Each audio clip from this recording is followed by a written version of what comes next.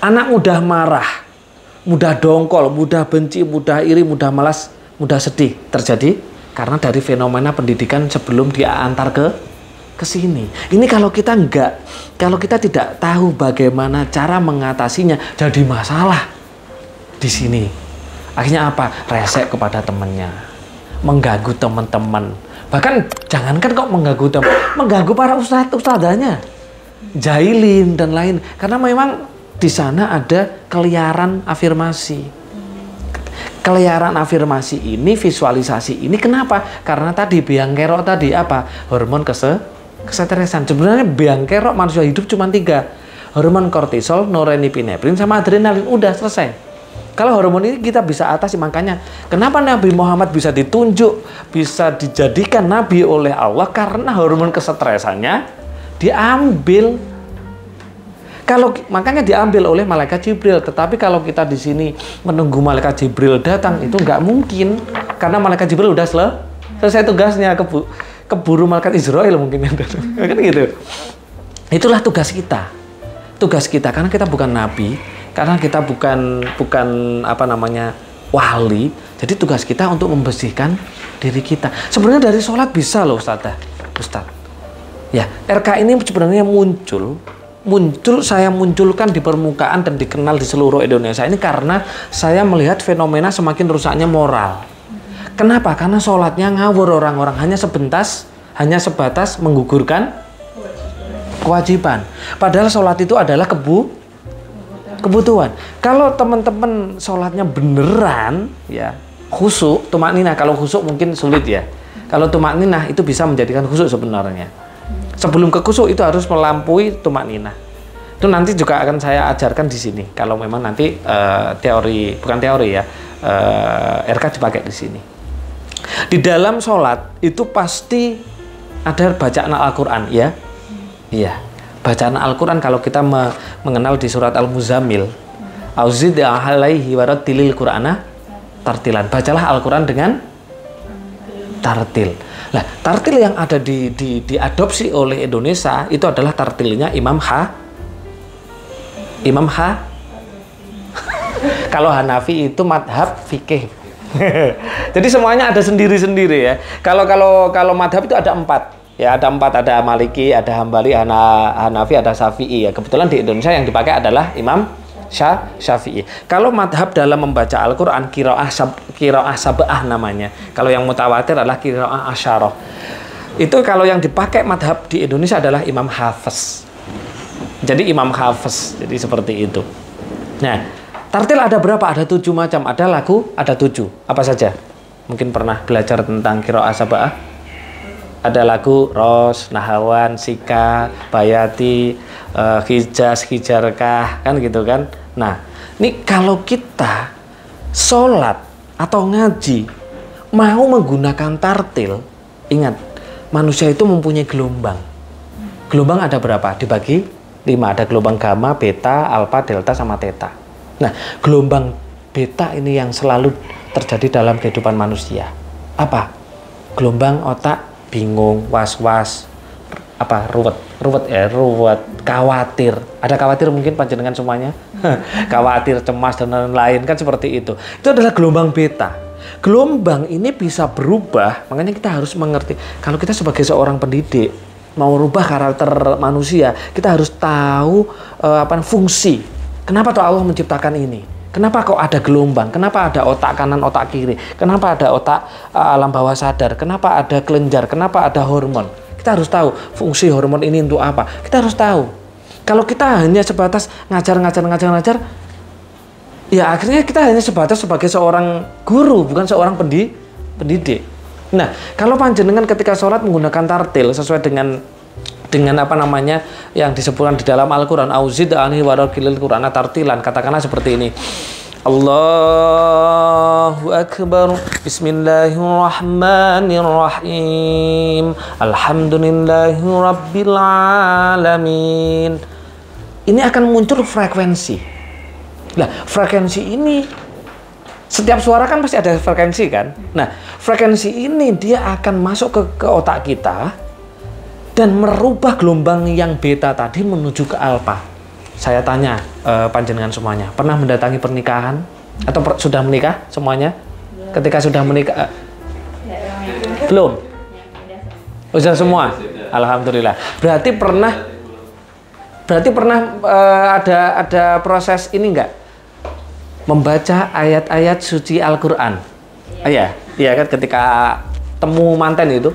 Ketika si qori membaca ayat Al-Qur'an dengan nada tartil yang bagus, bagaimana rasanya?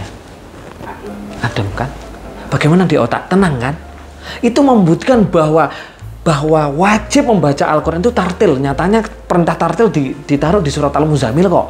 Auzid alaihi warattilil Qur'ana tartilan. Tartil mempunyai dua makna, yaitu pelan dan lagu. Ya, tapi faktanya di luar sana orang sholat, santri-santri kita sholat apa? Centak centuk, centak centuk, centak centuk. Gimana mau merubah gelombangnya? Kan seperti itu. Ya nggak akan berubah. Padahal jelas-jelas dalilnya adalah inna sholata. Di situ ada kata inna. Apa maknanya inna? Sesungguhnya. Berarti hakikatnya. Kalau di sini cuman ayatnya adalah as-sholata, berarti ya hanya sekedar sholat. Berhubung di sini ada kata inna, berarti itu ada penekanan. Nah, penekanan di sini berarti ada porsi manfaat masing-masing dari setiap proses sholat itu. Nah, kenyataannya apa yang terjadi? Banyak orang sholat, banyak orang, tetapi tetap ngerasani. Apa ngerasani itu ya? Apa sih ngerasani itu? Ghibah. Tetap kalau di pondok tetap gosop. Tetap gosop, tahu gosop ya? Ya, itu budaya yang tidak bisa dipisahkan katanya. Kalau menurut saya kalau kesadarannya main bisa dipisahkan itu. Karena dia sadar, wah aku pakai sandalnya temen. Nah, nanti kalau saya nggak ada, ya akhirnya seperti itu. Ya. Nah, dan satu lagi, kenapa ketika Anda takbiratul ikram itu Allahu Akbar tangan harus seperti ini? Kenapa kok nggak gini? Kenapa nggak gini? Itu kalau di kitab sholat Nabi sudah dijelaskan sebenarnya. Tangan seperti ini sambil tarik nafas sebenarnya. Coba rasakan sambil tarik nafas. Allah, kerasa di sini nanti ada medan elektromagnetik. Nah, medan elektromagnetik ini ketika ditaruh di dalam tubuh kita itu ada 7 cakra. Pernah mendengar cakra? Cuman sayangnya kebiasaan trainer ini berdiri ya. Enggak biasa duduk ya. Di dalam tubuh kita itu ada 7 cakra.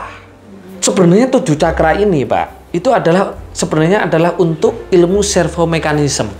Pernah mendengar ilmu servomekanisme? Ilmu servomekanisme itu adalah ilmu pengembangan diri. Pengembangan diri ini diterapkan di dalam hidupnya anak-anak, nggak ada yang jadi karyawan, Pak. Nggak ada yang jadi budak. Nggak bingung, karena apa? Ilmu pengembangan dirinya muncul. Nah, sayangnya ilmu cakra ini disalahgunakan di luar sana untuk hal-hal yang apa? Lebay, paranoid, metafisika, dan lain-lain. Untuk melihat demit lah, untuk melihat inilah, untuk dan lain-lain. Enggak. Iya, untuk mata batin dan lain-lain. Nggak penting itu. Itu salah. Itu salah, benar-benar salah itu. Cakra yang ada di dalam tubuh kita itu sebenarnya adalah untuk apa? Untuk servomekanisme, kebaikan manusia, untuk menjalani kehidupan di dunia. Nah, makanya kenapa di sini ditaruh Allahu Akbar, ditaruh di cakra jantung atau dada.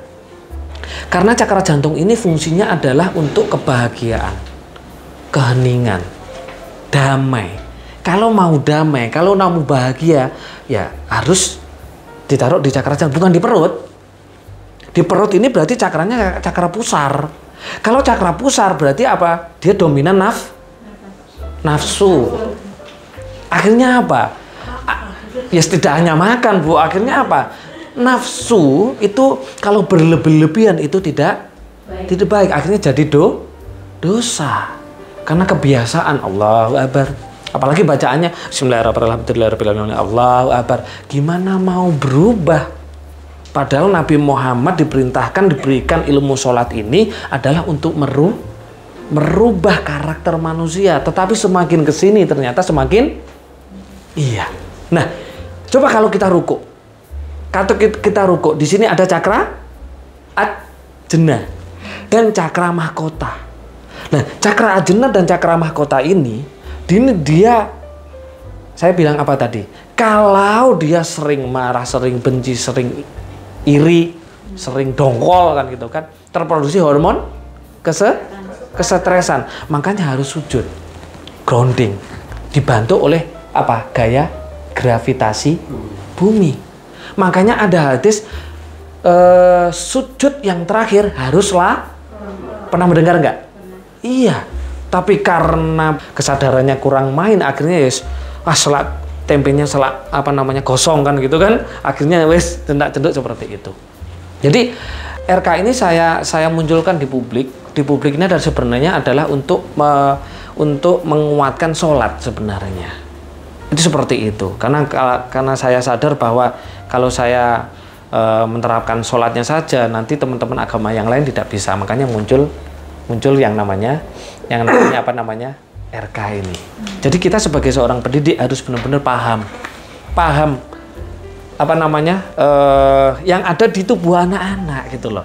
Anak-anak kenapa sih dia datang nakal banget tuh dia kan gitu kan.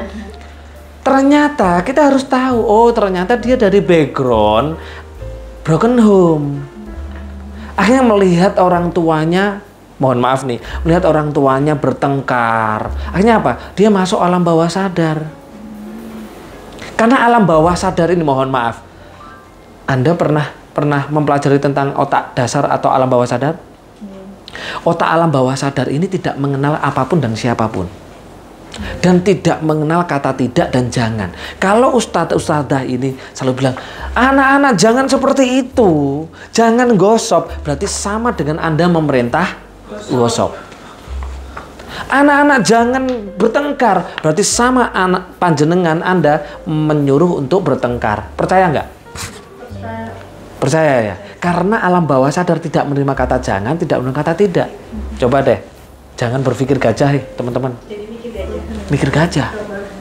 Iya, kita harus paham, hati-hati kita sebagai seorang didik harus benar-benar kita memberikan uswah, contoh.